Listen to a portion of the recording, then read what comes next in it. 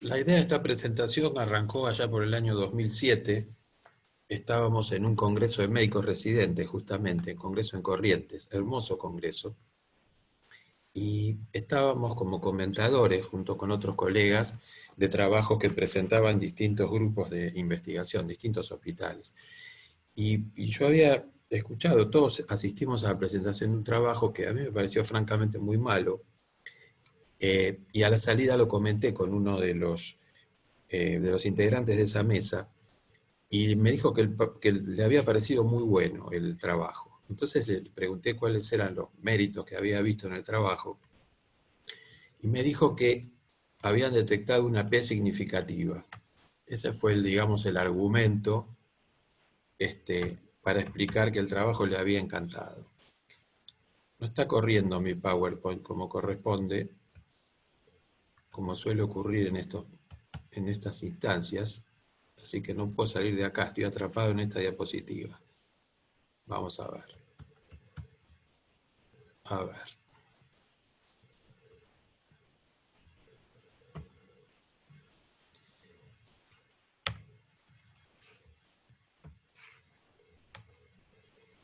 Creo que ahí estamos, ¿no? Bien. Entonces, ese fue el argumento, que había una P significativa y que por lo tanto el trabajo era muy bueno. Entonces, a partir de ahí yo tuve la sensación de que le estábamos dando demasiada importancia al tema de las P significativas y que esto merecía algún tipo de razonamiento, algún tipo de interpretación, más allá de la mera cuestión estadística. Entonces arrancamos viendo un poco qué es esto de la P significativa, qué es el P-valor, ¿no es cierto? ¿Qué es el valor de P? Y qué valor tiene el valor de P en la cuestión de la investigación clínica.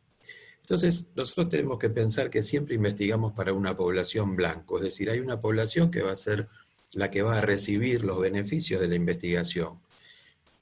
Nosotros no podemos investigar con toda la población porque muchas veces la población es inasible, es decir, no está circunscripta geográficamente. Bien, entonces la investigación la vamos a dirigir a una muestra. A veces esta muestra, por ejemplo, pacientes con hernias inguinales, debe ser representativa de la población blanco. Entonces, nosotros de esta población vamos a llegar a una población accesible, es decir, los pacientes que tienen hernias inguinales, pero que están dentro de mi tiempo y mi espacio, es decir, los que yo puedo operar, hacer seguimiento, etcétera, en mi hospital, en mi ámbito de trabajo. Finalmente, si yo de todos estos pacientes que constituyen mi población accesible tomo una muestra, es decir, hago un cálculo y tengo un número determinado de pacientes con hernias inguinales que cumplen con estas características, he obtenido entonces una muestra. Y voy a realizar a partir de la muestra la experiencia de la investigación clínica. Entonces, una vez que tengo la muestra, vamos a suponer que hacemos un protocolo que sería prospectivo randomizado, donde le vamos a dar al grupo A un tratamiento y al grupo B otro tratamiento. ¿Sí? Estamos trabajando con dos grupos independientes. Entonces, vamos a llegar a resultados para el grupo A y para el grupo B. Por ejemplo, si nosotros quisiéramos ver la tasa de recidivas de hernias inguinales, de acuerdo al empleo de distintas técnicas, llegaríamos a conclusiones, resultado del grupo A, resultado del grupo B, y que serían para nuestro caso, diferentes. Encontraríamos tasas diferentes en cuanto a las recidivas herniarias. Entonces, bueno, yo con esto termina mi investigación, es decir, he obtenido resultados que tienen alguna diferencia entre el grupo A, que recibió un tratamiento, un tipo de malla, un tipo de técnica, etcétera, y el grupo B, que recibió el otro tratamiento. Ahora bien, si yo quisiera generalizar estos resultados a la población, porque para eso estoy investigando, tendría que apelar a una serie de procedimientos estadísticos que son lo que se llaman inferencia estadística, es decir, hay una rama de la estadística, que es la estadística inferencial, que se ocupa justamente de hacer cálculos para ver si estos resultados son extrapolables o generalizables a la población. Es decir, como nosotros no podemos conocer nunca los resultados completos de la población, porque la población es inasible, es una población ideal, que no tiene límites geográficos ni temporales, bueno, nosotros trabajamos con muestra, tenemos que ver a ver qué tal alta es la probabilidad de poder de alguna manera, generalizar los resultados que obtuvimos en la muestra a la población. Básicamente hay dos procedimientos dentro de la inferencia estadística para lograr este tipo de resultados, es decir, para saber si podemos generalizar o no. Uno son los contrastes de hipótesis, es decir, test que se aplican a los resultados para ver con qué probabilidad se pueden generalizar, y otros que se llaman intervalos de confianza. Es otra forma de estimación de resultados, es la estimación por intervalo, de la cual no vamos a hablar en esta charla. Entonces decimos que si usamos contrastes de hipótesis, estos contrastes de hipótesis nos van a dar valores de P, es decir, nos van a dar valores de probabilidad de que los resultados puedan ser generalizables a la población o no. ¿Y qué es lo que dice si pueden ser o no generalizables? Bueno, es el grado de probabilidad en que haya participado la casualidad en esos resultados. Si nosotros empleamos muestras pequeñas, por ejemplo, y los datos que manejamos tienen gran dispersión, va a haber mucha incertidumbre en esos resultados y es probable que el azar pueda distorsionarlos. En cambio, si trabajamos con muestras grandes del tamaño adecuado y no hay una gran dispersión en los resultados, es más probable que esos resultados puedan ser generalizables. ¿Por qué? Porque es menos probable que el azar participe en ellos. Cuando decimos alta probabilidad o baja probabilidad de participación del azar, bueno, de alguna manera tenemos que fijar un límite, y en general, para este tipo de investigación, que es investigación clínica, se fija un límite que es el valor de P menor a 0.05, es decir, obtener un valor de P cuya probabilidad de participación del azar esté por debajo de 5%. Puede ser también por debajo de 1%, puede ser también por debajo de 1 por 1000, ¿correcto? Depende de la precisión que quiera el investigador para sus resultados. Entonces, ¿de qué se trata esto? La investigación clínica, como estamos viendo, tiene un enfoque probabilístico, porque nosotros nunca vamos a poder predecir con exactitud qué va a ocurrir en la población general. Si va a ocurrir lo mismo que ocurrió en la muestra, de pronto que un resultado, que una malla, por ejemplo, obtuvo menores índices de recidiva herniaria que otra malla, o una técnica versus otra técnica. Entonces, las pruebas de hipótesis nos sirven para cuantificar la probabilidad de que esos resultados obtenidos en la muestra sean atribuibles al azar. Entonces, decimos que si fijamos un nivel de significación dado, si los resultados, si el valor de P que obtenemos con ese test de hipótesis está por debajo del nivel de significación, entonces los resultados consideramos que son estadísticamente significativos. Si P menor de 0.05, que es el 5% de probabilidad de participación del azar, entonces la probabilidad de participación del azar en los resultados, 5%. Si P menor de 0.001, la probabilidad de participación del azar en los resultados, menor a 0.1%, es decir, al 1 por 1000. Y esto quiere decir que los resultados son estadísticamente significativos, están por debajo del nivel de significación. Es un límite de tolerancia al error, un límite de tolerancia que se impone el investigador, un límite en el cual va a tolerar la incertidumbre de que los resultados hayan sido influidos o determinados por el azar. Entonces, volvemos a nuestro esquema, nosotros decimos que hemos hecho una experiencia con la muestra, hemos obtenido resultados que no son iguales, es decir, que hay una diferencia entre ellos, y entonces hemos sometido esos resultados a un test de hipótesis, y este test de hipótesis arroja un valor, y esto es lo que nos permite saber si podemos o no generalizar esos resultados a la población. ¿Bien? Entonces, esto nos permite establecer, ahora que fijamos esta especie de regla del juego, qué pasa con el enfoque estadístico de la cuestión. Hasta ahora hemos hecho cálculos matemáticos, vamos a ver qué pasa con el enfoque estadístico. Fíjense, hay una hipótesis estadística de la cual se parte en toda investigación que busca hallar diferencias, como son los diseños comparativos, que dice que no hay diferencia entre los elementos que se pretenden comparar. Por ejemplo, entre las dos mallas o entre los dos tratamientos. Según la hipótesis nula, no había diferencias no habría diferencias estadísticamente significativas, ¿correcto? Y a esta se le opone la hipótesis alternativa, que es una de las hipótesis que propicia el investigador, que dice que hay diferencias estadísticamente significativas. Entonces, si P queda por debajo del nivel de significación, asumimos que la diferencia hallada es significativa y esto nos permite rechazar la hipótesis nula. Estamos rechazando la hipótesis nula para un valor de P determinado, es decir, para un riesgo, a un riesgo de que estemos tomando una decisión incorrecta, porque todavía hay una probabilidad de que los resultados hayan sido determinados por azar. Si hallamos una diferencia en la muestra y la P resulta menor de nuestro nivel de significación, en este ejemplo 5%, habrá entonces un 95% de probabilidad de que la diferencia ocurra también en la población. Nunca vamos a estar seguros. Bien, cuando tenemos esta probabilidad tan alta, fijada por nuestro nivel de significación y establecida por nuestro valor de P que obtuvimos con el test estadístico, decimos que los resultados son significativos. Pero, ¿qué pasa entonces con el 5% restante? Es decir, ¿qué puede ocurrir si yo estoy en el 5%, si se da la probabilidad, ese 5% que queda de que la probabilidad no ocurra en la población?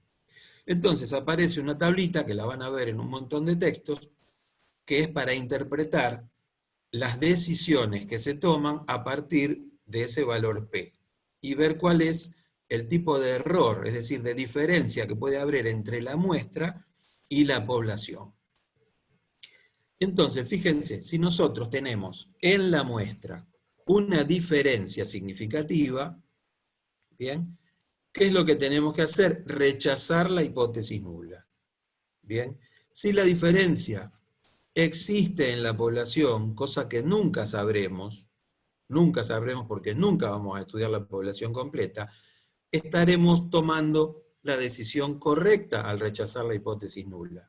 Bien, si en cambio la diferencia no existiera en la población y solo se logró por casualidad, por una cuestión inherente a la muestra, estaremos cometiendo el error tipo 1.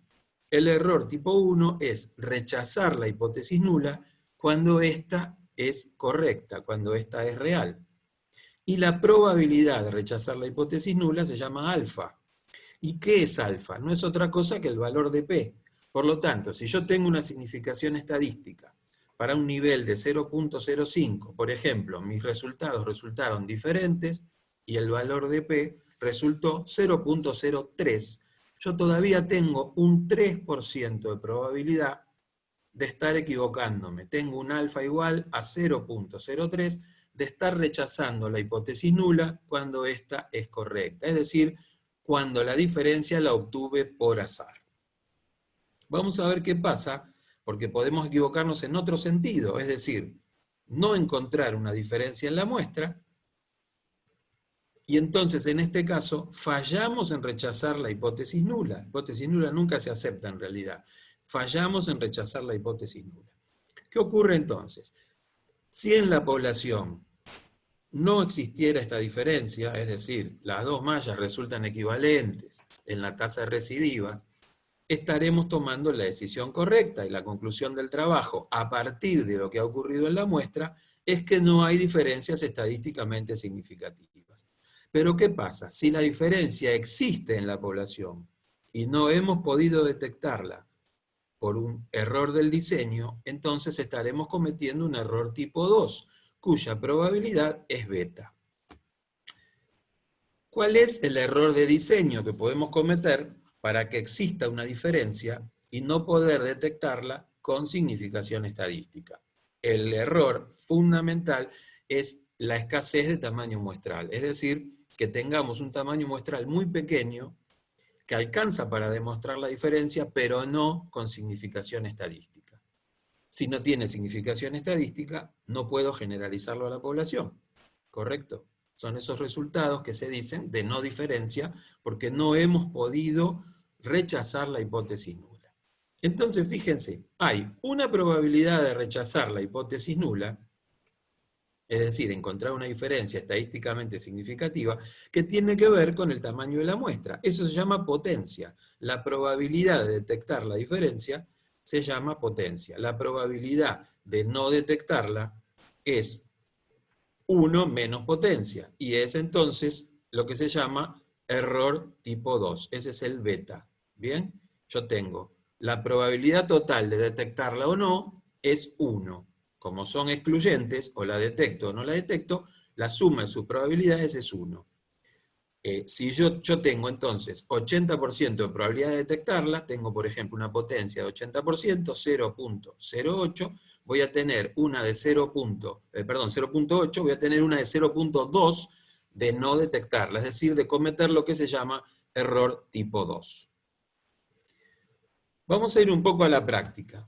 Voy a mostrarles cómo se calcula P, para que veamos en el terreno, ya tengamos el ejemplo vívido de cómo se calcula un test. Vamos a cambiar entonces la pantalla que les estoy compartiendo.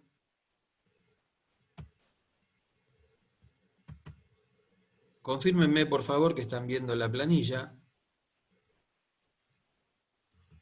Sí, la estamos viendo ahí. ¿Se ve una planilla de cálculo? Perfecto. Bueno, Sí. esta es una planilla que corresponde al programa SPSS, ¿correcto? Fíjense, nosotros acá estamos mostrando un trabajo que tiene que ver con supervivencia en trasplante hepático. ¿Se ven las variables? Nombre, Sí, sexo, se edad, ve. talla, peso, ¿está a la vista? Sí, se ve todas las variables. Bueno, perfecto. Glucano, inmunosupresor. Perfecto. Entonces, fíjense, nosotros vamos a tratar de comparar, vamos a comparar cuál es la tasa de rechazo crónico en el trasplante de hígado según el tipo de inmunosupresor que empleemos, ¿correcto? Entonces, fíjense, nosotros decimos, vamos a analizar y vamos a cruzar en una tabla esas dos variables. Las variables van a ser entonces el inmunosupresor, ¿bien? Y la otra variable va a ser el nivel de rechazo crónico. Entonces, fíjense, acá, según las características de la muestra, la diferencia que yo quiero detectar, cómo están, en qué escala están medidas las variables que he cruzado, voy a establecer que voy a usar un test que se llama test G cuadrado, ¿correcto? Este test G cuadrado nos va a dar un valor de P, que ahora mismo lo van a observar. Avísenme si se ve los resultados, por favor. No se ven hasta ahora los resultados. ¿Estamos viendo Ahora sí. entonces? Sí. Entonces ahí se armó una tabla, que es lo que dijimos de cruzar, y fíjense, en el grupo de inmunosupresor ciclosporina tenemos 9,6% de rechazo crónico. En el grupo del inmunosupresor tacrolimus tenemos 3,9%. Parece una diferencia clínicamente relevante, ¿correcto? Una está prácticamente más que duplicando a la otra. Tenemos casi 4% y aquí tenemos más del 9%. Y entonces, ahora falta saber si esa diferencia, que es clínicamente relevante, es también estadísticamente significativa. Entonces, me fijo este test de G cuadrado, ¿qué valor de P me dio? Esto, significación asintótica bilateral, es el valor P. ¿Se dan cuenta? Entonces, dio una P que es menor de 0.05, porque es 0.02, ¿correcto? Por lo tanto, yo puedo decir que estos resultados son significativos. Y esto me autoriza a rechazar la hipótesis nula. La hipótesis nula hubiera expresado los dos inmunosupresores logran la misma tasa de rechazos crónicos. ¿Sí? La hipótesis alternativa era no, uno de los dos, en este caso tacrolimus, logra menor cantidad, menor tasa de rechazos crónicos. La diferencia resultó clínicamente relevante y estadísticamente significativa. ¿Se entiende? Si nosotros quisiéramos analizar, por ejemplo, la edad con respecto a la tasa de rechazo para ver si la edad influye, vamos a comparar los promedios de edad, ¿bien? Y vamos a decir entonces, edad según una variable que es rechazo crónico. Vamos a rechazar por según el rechazo crónico. Entonces, a los que rechazaron les vamos a poner 1 y a los que no rechazaron les vamos a poner 0. Vamos a continuar, vamos a aceptar y fíjense, nos va a aparecer de vuelta una tabla de resultados, ¿lo ven? Que dice que la media de edad es de 52 años para los pacientes que no rechazaron y 55 para los pacientes que sí rechazaron. Esta diferencia no parece clínicamente relevante. ¿Será estadísticamente significativa? Me fijo el valor de P que arrojó este test de hipótesis y veo que no es estadísticamente significativa. ¿Por qué? Porque está por encima de 0.05. ¿Se entiende? Así se logra el valor de P, sometiendo a nuestros datos a un test de hipótesis. Bien, este test de hipótesis nos dice si estamos por debajo o por encima del nivel de significación estadístico. ¿Hay preguntas hasta aquí? ¿Vamos bien? ¿Se entiende? Vamos bien, Dani. Bueno, perfecto. Me hubiera gustado que lo diga más gente, pero no importa, vamos a asumir que vamos bien. Vamos bien, vamos bien. Vamos bien. Bueno, entonces la pregunta es, esto es así de sencillo, acá termina la cosa, es decir, todos los trabajos que den P significativa, podemos asumir que hay una diferencia. Listo, no hay nada para discutir. Es decir, que la sección de discusión de los trabajos se circunscribiría a hacer una interpretación, como hizo mi compañero del panel, de que un trabajo es bueno si tiene una P estadísticamente significativa. Es decir, si logra un valor de P menor a nivel de significación prefijado. En este caso, en el ejemplo casi siempre, 0.05. Pero nosotros decimos que esto es necesario, el valor de P es necesario porque nos permite establecer con qué probabilidad podemos generalizar los resultados, pero no es suficiente para interpretar un trabajo. ¿Por qué? Porque en los trabajos científicos pasan otras cosas, además de cosas estadísticas. Bueno, este trabajo, por ejemplo, lean de qué se trata en el abstract, yo mientras descanso la voz.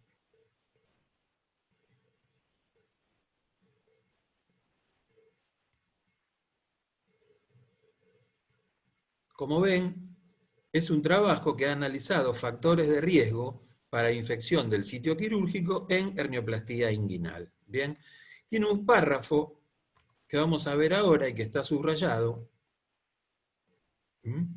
donde se acepta, según los criterios del Control Diseases Center, que estableció factores de riesgo, score a partir de los factores de riesgo para infección del sitio quirúrgico, que el riesgo de infección se eleva después de que la operación se prolonga más allá de un tiempo que es el 75%, o sea, el tercer cuartil o el percentil 75 del tiempo estimado para esa operación. ¿Bien?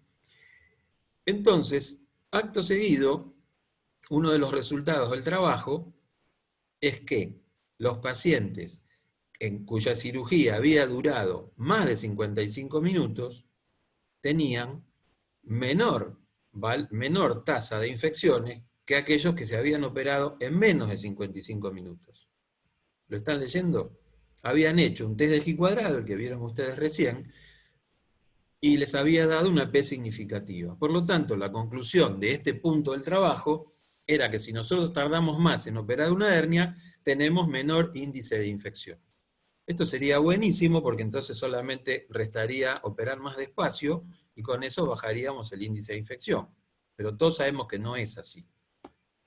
Cuando yo lo leí por primera vez pensaba que era un error de tipeo, entonces traté de buscar, asombrado, porque esto era el British Journal of Surgery, o sea, no era una revisteja, sino que era una revista acreditada, pero me confirmaron mis temores de que no había ningún error, la presentación de una tabla.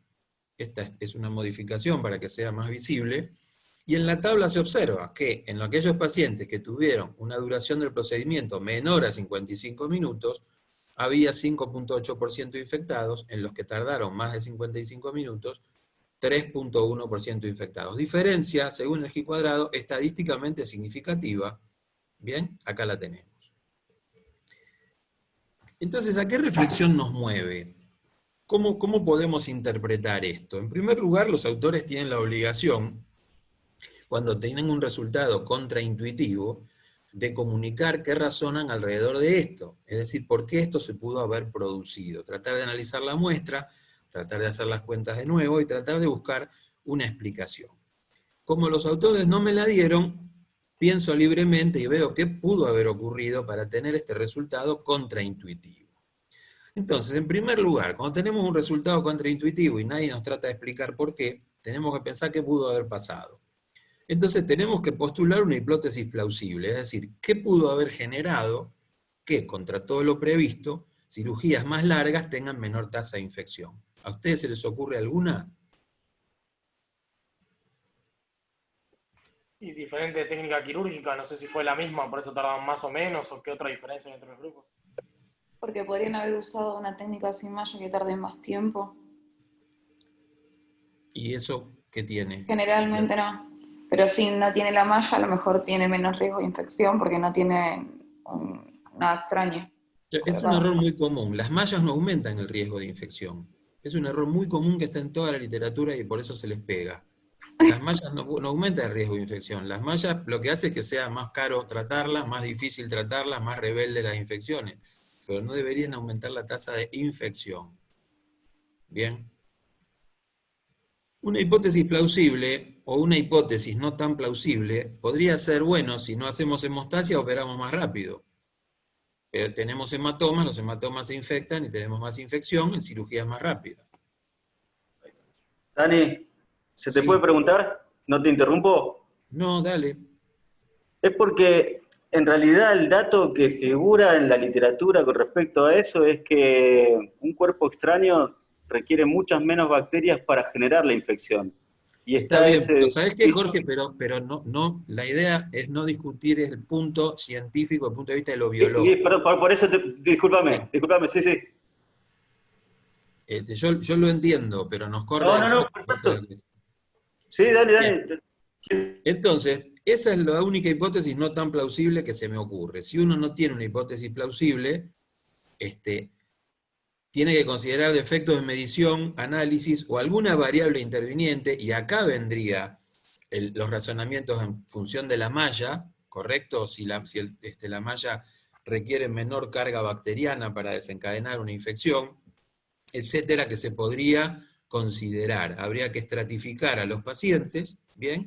Y ver si en los pacientes que se colocó la malla hay mayor tasa de infección, pero en general cuando colocamos malla tardamos más, hacemos un tiempo más. Pero bueno, queda la consideración, me hubiera gustado que me lo explicaran los autores del trabajo.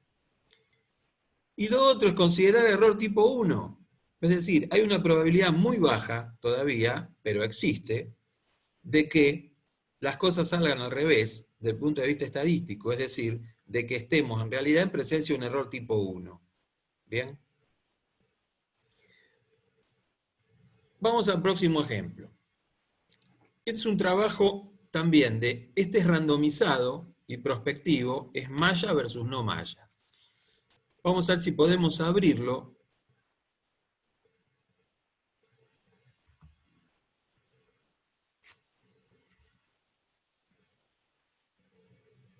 Por favor, confírmenme si están viendo el paper.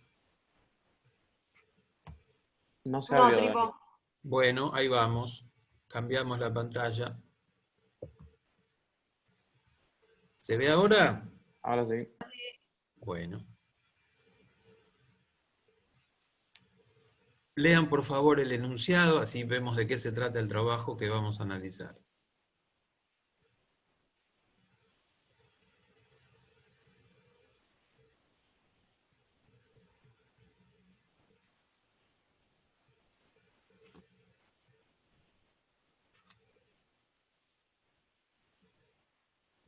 Vamos a remarcar que el trabajo encontró una tasa de recurrencia a 3 años después de rinoplastía inguinal con y sin malla estadísticamente significativa. 7% para las reparaciones sin malla y 1% para las reparaciones con malla. La conclusión del trabajo, en función de esta significación estadística que hallaron los autores, es que la reparación con malla es superior a la reparación sin malla con respecto a las recurrencias herniarias, y además es costo efectiva. Cuando uno analiza con un poquito más de detalle los datos, empieza a encontrar cosas. Por ejemplo, que se tomaron la molestia de estratificar los pacientes, por lo menos de mencionar, no de estratificar, cuántas hernias indirectas, directas y combinadas tenían en cada grupo. Nosotros sabemos que las hernias directas tienen mucho más riesgo, 4 veces más riesgo de infección, de recidiva que las hernias indirectas. ¿Quién quiere hacer una pregunta? Había una mano levantada, pero no llegué a leer de quién.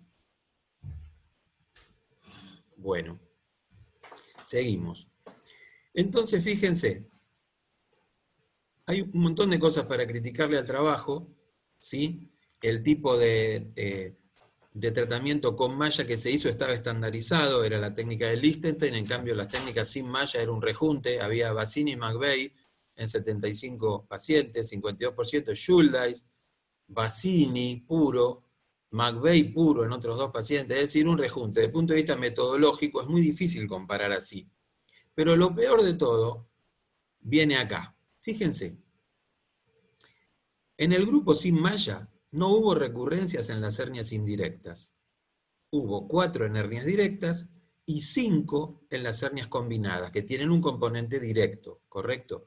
Por lo tanto, fíjense que si hubieran comparado solamente las hernias indirectas, no hubieran encontrado diferencias entre poner malla o no poner malla. ¿Bien? Esto me llevaría a mí a la conclusión de que si no hay diferencia, todas las mallas que se le pusieron a las hernias indirectas están puestas de más. No tiene razón de ser colocarlas, dado que sin malla, menos riesgo de infección, probablemente, menos costo, probablemente, hubiéramos logrado el mismo resultado. Es decir, no estaban estratificados los pacientes, ¿correcto? No se hizo el análisis por separado. Cuando se hizo el test de hipótesis, se sometió a toda la muestra al test de hipótesis. Entonces, los autores que concluyen que las reparaciones con malla están asociadas a bajas tasas de recurrencias que las reparaciones a no malla, nos están mintiendo. Esto solamente ocurre en hernias directas y no en hernias indirectas. En hernias indirectas el resultado es el mismo, 0 recidiva en cada uno de los grupos. ¿Se entiende? Y con diferentes técnicas. Exacto, sí, te damos la ventaja todavía de que la comparación sea un rejunte. Entonces, ¿qué hacemos con esta conclusión? Nosotros leemos el trabajo y no reparamos en ese detalle, vamos detrás de la P significativa, vamos detrás de la conclusión a la que se arriba por la P significativa, ¿y qué tenemos que hacer con esa conclusión? La tenemos que dinamitar, no sirve. La conclusión hay que prenderla a fuego, porque nos está induciendo a error. Falta de estratificación es igual a comparar peras con manzanas. Yo tengo que estudiar las hernias inguinales directas por un lado y las indirectas por otro. ¿Por qué? Porque son casi 2 enfermedades diferentes. Casi 2 enfermedades diferentes. ¿Bien? ¿Por qué? Porque una tiene un riesgo muchísimo mayor de recidiva, de fracaso del tratamiento, que el otro tipo. Es decir, las directas tienen mucho más riesgo que las indirectas. Vamos a ver otro trabajo. Este es un trabajo sobre tratamiento con quimioterapia de las metástasis hepáticas. Son tratamientos de segunda línea, ¿bien? Es decir, una vez que ha fracasado la primera línea de tratamiento. Quiero que me digan, por favor, si pueden ver el paper. No lo vemos hasta ahora sí. Ahí está. ¿Se ve ahora? Perfecto. Bueno, entonces fíjense, el propósito del trabajo es determinar si agregando cetuximab al irinotecan prolongamos la sobrevida en pacientes con enfermedad metastásica del hígado por cáncer colorectal, que han sido ya previamente tratados con el tratamiento de primera línea. Bueno, fíjense entonces, ¿cuál es el resultado principal al que aspiran los autores? Es una sobrevida global, es determinar una diferencia en la sobrevida global. Y después hay otros resultados secundarios, como progresión libre de enfermedad, la tasa de respuesta y la calidad de vida. Fíjense los resultados. El resultado dice que en la sobrevida global los resultados fueron comparables entre los tratamientos, solamente 10,7 meses de supervivencia global versus 10,0 meses, o sea, 10,7 meses versus 10 meses cuando agregan cetuximab o con irinotecan solamente. Bien. Y una de las conclusiones de los resultados es que agregando el cetuximab al irinotecan, mejoramos significativamente la sobrevida libre de enfermedad. Bien, la sobrevida libre de enfermedad. Y acá dice, de 4 meses, ¿sí?, cuando agregamos el irinotecan, a 2,6 meses cuando usamos solamente irinotecan solo sin cetuximab. Entonces, fíjense, la diferencia es estadísticamente significativa para el regodeo de los autores, porque fíjense, es el 1 menos de 1 en 10.000, estadísticamente significativa.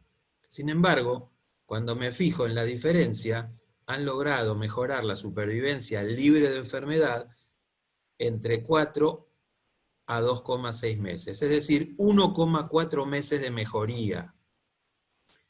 Yo no sé qué opinión les merece a ustedes, pero para mí, con el gasto que implica agregar el cetuximab a todos los pacientes que ya están con un costo importante por irinotecan, no me parece que 1 mes y 4 meses sea un resultado de lo que llamamos clínicamente relevante. A mí no me parece que sea clínicamente relevante. Vamos a ver un poquito más, adentrarnos en detalles del protocolo. Y fíjense, el cálculo del tamaño de la muestra nos puede dar algunas pistas de por qué se ha detectado esta diferencia. Acá lo tenemos. Los autores nos cuentan, ¿ven?, que el resultado principal que buscaban era la sobrevida y que el estudio requirió 850 eventos, es decir, 850 muertes, ¿sí?, y que tenía un 90% de poder estadístico para demostrar una diferencia estadísticamente significativa,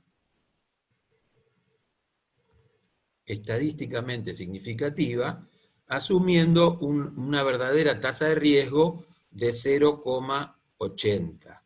Es decir, parece que está todo bien hecho. Tienen un tamaño muestral enorme, gigantesco, y lo han calculado teniendo en cuenta los eventos muerte que preveían que iban a ocurrir en la muestra. ¿Bien? Entonces el estudio lo hicieron con casi 1.300 pacientes randomizados. Han obtenido una diferencia estadísticamente significativa, pero que clínicamente es irrelevante y que implica un gasto gigantesco. ¿Bien? Vamos a volver a nuestra presentación. Y estos resultados los vamos a dinamitar.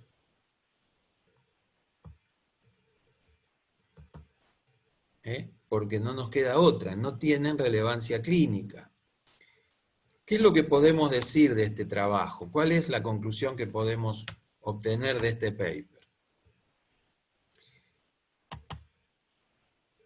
Primero, que se trata de estudios sobrepotenciados, es decir, estudios que tienen una cantidad muestral tan grande, que cualquier diferencia pequeña, en este caso 1 mes y medio, puede resultar estadísticamente significativa. Sin embargo, cuando leemos el trabajo, tenemos que entender que nos están vendiendo una droga de un altísimo costo, que no debe estar libre de complicaciones, para obtener una prolongación en la sobrevida libre de enfermedad de menos de 2 meses. A veces pasa esto, los estudios están sobrepotenciados. ¿Cómo se logra este efecto, esta magia? Primero, se hace el cálculo del tamaño de la muestra para el objetivo principal, ¿correcto? El objetivo principal en este caso era la sobrevida global. Entonces, ¿qué pasa? Los objetivos secundarios tienen menor requerimiento de tamaño muestral. Por lo tanto, como el cálculo se hizo para el objetivo principal, los trabajos quedan sobrepotenciados para los objetivos secundarios. Y cualquier objetivo secundario, cualquier diferencia obtenida en estos objetivos secundarios va a resultar estadísticamente significativa, aunque sea clínicamente irrelevante. ¿Se entiende? Entonces, repasando un poco, ¿por qué es necesario los cálculos de los valores de P, pero no son suficientes para interpretar un trabajo o para darle magnitud a una diferencia? Fíjense, un resultado positivo genuino sería que tenga significación estadística y que también tenga relevancia clínica. Entonces, cuando lean un trabajo, fíjense si además de la P significativa, hay relevancia clínica en los resultados, ¿correcto? Si yo consigo un 1% en la mejoría de la tasa recidiva en la hernioplastia inguinal, esta diferencia no es clínicamente relevante. 1% no justifica aprender una técnica nueva o usar una malla más cara, entrenar a la gente, etcétera, etcétera. ¿Se entiende? Busquen la significación clínica, la relevancia clínica en los trabajos. Segundo, cuando vean trabajos que hacen análisis de subgrupos, sepan que cada vez que hacemos un estudio, cada vez que hacemos un cálculo de valor P, es decir, cada vez que hacemos un test de hipótesis, aumentamos la probabilidad de error tipo 1, porque con los sucesivos cálculos, la probabilidad de error tipo 1 aumenta, se va multiplicando. Por lo tanto, yo tengo para el primer test de hipótesis una probabilidad de error tipo 1 que está por debajo de 0.05, si me da significativo. Pero a medida que voy haciendo más test de hipótesis, la probabilidad de error tipo 1 aumenta. Por lo tanto, cuando hago análisis en subgrupos, voy a tener mayor probabilidad de estar aceptando alguna de las, rechazando la hipótesis nula, cuando a lo mejor la hipótesis nula es correcta y estoy detectando una diferencia por casualidad. Necesariamente los subgrupos tienen menor tamaño muestral que la muestra total. En los estudios sobrepotenciados, como vimos, aumenta la probabilidad de significación, pero sin relevancia clínica. Y cuando no hay estratificación de los individuos que se someten al estudio, se extiende erróneamente las conclusiones a todos los estratos, que es lo que pasaba con el artículo que les mostré de malla versus no malla. Habían extendido las conclusiones que solo se dieron para hernia directa a todos los pacientes, incluyendo los de hernia indirecta. ¿Cuáles son las consecuencias de tomar al pie de la letra el valor P y darle entonces una relevancia per se, solamente por el P-valor, a los estudios que se publican? En primer lugar, generan sesgo de publicación. Es lo que se llama el problema del archivo, del cajón del archivo, donde van a parar los estudios que no alcanzan significación estadística y que probablemente tienen tanto mérito metodológico como los que sí alcanzan. ¿Esto qué pasa? Esto se vuelca en los metaanálisis, porque los metaanálisis se nutren de trabajos publicados, no de los no publicados. Por lo tanto, si en el cajón del redactor, del jefe del comité de redacción de la revista, quedaron los trabajos que se consideraron poco atractivos porque no demostraron diferencias significativas, los metaanálisis nos van a dar conocimiento espurio con alto nivel de evidencia. Eso sí, lo decimos irónicamente. Fíjense, este es un gráfico, este es un trabajo publicado hace ya un tiempo, donde se comparó cuál era la demora e inclusive la imposibilidad de que un trabajo sea aceptado según tenga resultados significativos estadísticamente o tendencias no significativas o directamente un resultado nulo.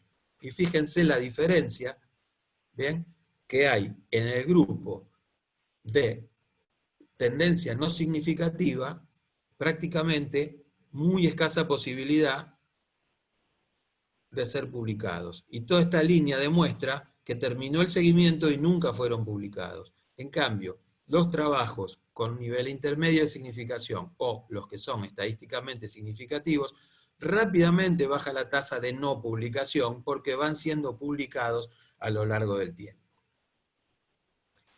¿Qué tiene esto como consecuencia entonces? Que los metaanálisis van a tener una parte donde van a faltar trabajos que tengan poco tamaño muestral y que no hayan logrado diferencias significativas. pero vamos a tener los de corto tamaño muestral que sí hayan mostrado diferencias significativas. Esto se los presento, es lo que se llama funnel plot, o gráfico de embudo, y que está en todos los metaanálisis, si no está dibujado, está informado, para que ustedes vean que los metaanalistas trataron de reparar en el sesgo de publicación. Esto es lo que nos demuestra si un metaanálisis incluye o no una población de trabajos con sesgo de publicación. Esta señora se llama Deborah Sarin. Deborah Sarin, no sé si alguno de ustedes la conoce, es una brillante investigadora de origen británico, que es la directora del sitio web que les recomiendo visitar, que se llama clinicaltrials.gov. Es donde uno puede remitir los proyectos de investigación antes de que estos terminen, es decir, donde uno puede colgar, donde uno puede subir un diseño, un proyecto de investigación, y después, por supuesto, tiene que informar los resultados. Y fíjense lo que decía Deborah Sarin. Estamos observando que en algunos casos los investigadores no pueden explicar los resultados de sus estudios. Muchos de ellos confían en sus bioestadísticos, que son los responsables de la significación estadística, pero no de la significación clínica. Por eso algunos bioestadísticos no pueden explicar el diseño del estudio, y yo agregaría tampoco pueden explicar los resultados. Entonces hay una perturbadora sensación de que algunos estudios son diseñados sin un líder intelectual claro. Es decir, ¿quién maneja ese diseño? ¿El experto en el tema o el experto en estadística? Sería bueno que haya una buena comunicación entre los dos para poder poner las cosas en negro sobre blanco y ver tanto la significación clínica como la significación estadística. Y un trabajo que habla sobre trials sobrepotenciados, trabajo de Hoster, dice: la tendencia a agregar unos pocos cientos de pacientes por rama de tratamiento para detectar diferencias pequeñas pero estadísticamente significativas es irresistible para la industria, dadas las exigencias del trámite de aprobación. Solo podemos esperar que médicos con perspectivas apropiadas puedan aplicar un freno a este proceso. Yo espero que los médicos con perspectivas apropiadas sean estos, que aprendan esta lección y que al momento de leer un paper no se fijen solamente en la significación estadística.